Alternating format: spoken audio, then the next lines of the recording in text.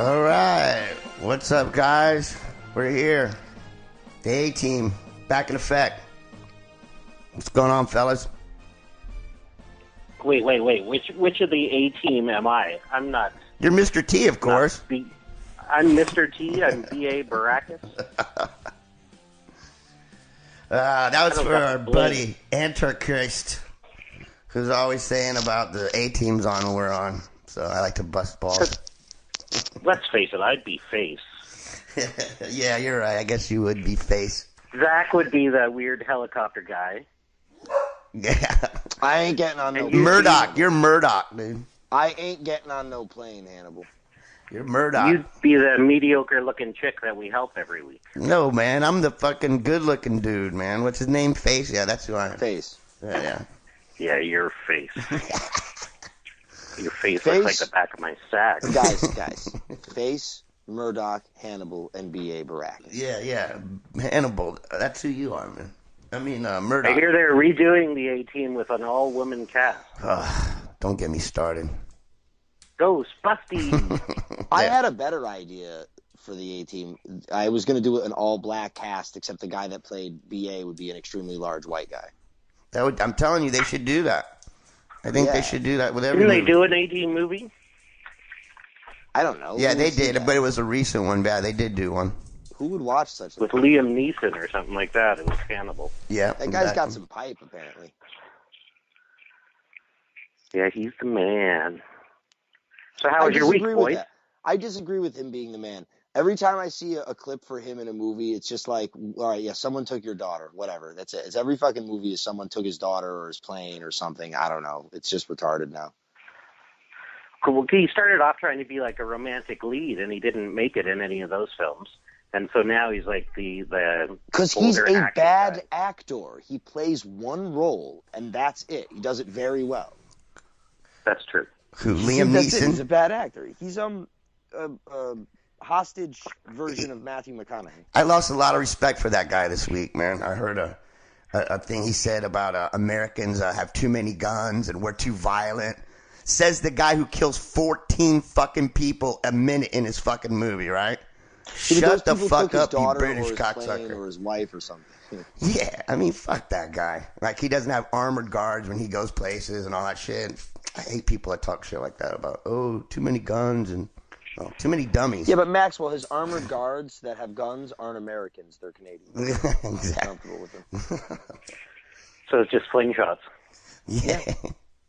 Speaking, did I mention to you about Canada, about the junior hockey game up there where the United States played? No. And the mic went out. I guess apparently they sing both national anthems. And the mic went out when the girl was singing the national anthem for the United States. The fucking crowd, which is 90% Canadian, finished the fucking song for the girl, like singing it. It was pretty cool. For sure. Yeah, it was pretty fucking cool. Because, I mean, all I know about you guys' national anthem is that it's to the same tune as America the Beautiful. That's about it. I couldn't tell you word one of it, though. It's not even close to America the Beautiful. Well, it's the same song. It's the same tune, though, as one of our songs. Which one is it? Not America the Beautiful. Which one is it? None of them. Yes, it's it is. Unique and distinct, beautiful, perhaps the finest national anthem. The tune is one of our songs that we sing, one of our patriotic songs. It is. Just the word. I would just like to give one shout out to the national anthem on this regard. The thing that I like the most about it is, unlike other countries' national anthems, it does not specifically mention our nation, nor does it specifically mention an individual hero or an individual leader. No. It is merely a story about people who were just fighting desperately. How our country was born. A guy that was trapped in a place, and he saw when he went to sleep, he's like, there's no way when I wake up that my country, this revolution will still be happening. But when he woke up and he looked out from that prison cell, the flag was still standing, and he was so inspired by this that he had to write this song, that he had to write this poem. And that is a wonderful story behind it and how it comes about. And I very much like that it honors the people that died and fought to create this country and not the country itself. All right, here's to Francis Scott Key, man. Yeah, yippity-doo USA. Well, no, that's the only criticism I'm making, John. Of England's national anthem or your national anthem, they mention the country or they mention the Queen. They do or something like that. I don't see. Yes, they do. I know that. I know because it's we called have "Oh Canada." I know that. That's much. fine. I respect that, but to me, I take pride in the fact that our national anthem doesn't say the name of our country or a specific leader or anything of that nature. It's a general song about one completely unknown individual's pride in his flag and his country and the people that are fighting for it. And that's that. It's not. I mean, it's very inspiring to me. It's a good song. All right. When was that song written? Oh, geez, I'm gonna say 1770. I think it was in the War of 1812. He wrote it. And It was the War of 1812? Yeah, it was the War of 1812, I believe. And he was in a prison Which cell. Canada kicked the U.S.'s ass in. They did. Yeah, the United States definitely lost the War of 1812 resoundingly. And that's why we say our name in the anthem, just so you never forget and you don't get too cocky. They go, oh, yeah, Canada. Oh, Canada. We better stand on guard against thee. The last thing I will say about this, my friend, is walk softly and carry a big stick. All right. Theodore Roosevelt in the house, ladies and gentlemen. So what's going on? I hear you're insane, Zachary. Are you insane? Yeah, I heard that. Well, I realized this week that I might just be mentally insane. Bong Rippington in the house. I realized that I might be mentally. I was saying to my cousin, I was like, I think I'm mentally insane. All right, cool. Keep Well, smoking that I shit. agree with you. What's our next topic? Okay. Move on. Next topic. Next topic is that No, fucking... why do you think you're insane, my friend? Well, I went on a. I'll tell you you're not, but why do you think you are? Okay, after you hear this, you might think that I am insane. Let's hear it. My friends who I've discussed this with, long story short, the two that I discussed this was like, no, it's jealousy. That's just what you're feeling. And I'm like, really? This is what it is? Because it's very unknown to me. I went on a date Tuesday night with a very hot Jewish lady, wonderful girl. And she's nuts, but she's my sort of nuts. You know what I mean? She's just a little out there, very hot, and just gorgeous, fun, intelligent, smart, nuts, a stoner. And she has a great set of tits. Like, they're amazing. They look nice, perfect nipples, just wonderful, right? And she tells me that when she was 19, she got a breast reduction. She used to have enormous breasts. She's like, I wore a triple D, but that it didn't really fit. I probably needed something larger. I just couldn't find one. And she did it because her back was hurting her, right? No, she did it because she wanted to be. She said it was the worst decision of her life. It was retarded. She's like, I would have tits big. I would have Kate Upton's body now if I didn't do it. She said, I wanted two things. She's like, I wanted men to take me seriously and people to take. I was worried they wouldn't, which is stupid. She's like, people take you seriously based on. She's like, who cares if they don't take you seriously? And the second one was, she was like, I at the time was dancing, and they were. She's like, I had to stop dancing 3 years beforehand as I started developing them. And yeah, she's like, the dancing thing did not pan out. She's like, it was the worst decision I ever made. Like dancing at a titty bar or dancing? No, like a professional. You can't be a ballerina. Like a ballerina dancer. I thought she was shaking her at the titty bar. I'm like, what the fuck was that about? You can't be a ballerina with extremely large calves. And most of those girls have bodies like boys, except for these really thick calves. Yes, very much so. And so I was saying to my cousin, I'm like, I cannot stop thinking about that now. Like, it's like, I just wish I didn't know. Like, they would have been because to me, there's nothing I love more than huge boobs. And this chick, as cool as she is, we ended up hanging out again the next night. Hey, were you breastfed as a kid? What? Were you breastfed as a kid? I have never inquired nor known, so I have no idea. I'd like to know that.